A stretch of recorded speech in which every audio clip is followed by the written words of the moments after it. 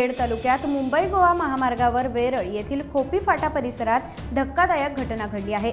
दोन अज्ञात तरुणांनी दुचाकीवरून पाठलाग करत एका कारला थांबवलं। कारवर प्रथम दगडफेक करून काचा फोडल्या आणि नंतर एका तरुणाने थेट रिव्हॉल्वर बाहेर काढून हवेत गोळीबार केला। ही घटना भर दुपारी घडल्याने परिसरात प्रचंड घबराट आणि भीतीचं वातावरण निर्माण झालंय। कोकणात दिवसाढवळ्या अशा पद्धतीने खुलेआम फायरिंग होण्याची ही पहिलीच घटना असल्याचं सांगण्यात येतंय। दुचाकीवरील दोघांनी कार समोर आडवी लावून आधी दगडफेक केली, त्यानंतर शिवीगाळ करत एका तरुणाने रिव्हॉल्वर काढून हवेत गोळी झाडली। हे सगळे प्रकार काही सेकंदात घडल्याने कारमधील व्यक्ती घाबरून गेले। सुदैवाने कोणालाही दुखापत झाली नाही। घटनेनंतर खेड पोलीस तातडीने घटनास्थळी दाखल झाले।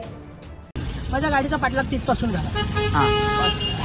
धावत गाडी इथं पूर्ण ट्रॅफिक जाम होतं। दोघं जण आले, एकाने गाडीच्या एक गाडीवर दगड घातला। दगड घातल्यावरती पुढे आलो, पुढे आल्यावरती दगड घातला। तिथून पुढे मी पळायला लागलो, मग पिस्तूल काढला, गाडीला डायरेक्ट गोळी घालतो हवेत गोळीबार केला।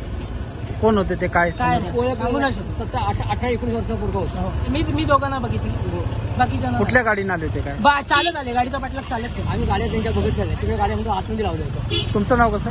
केतन प्रमोद साळी। टाइम्स डिजिटलला लाईक करा, सबस्क्राईब करा, शेअर करा आणि बेल आयकॉन दाबायला विसरू नका।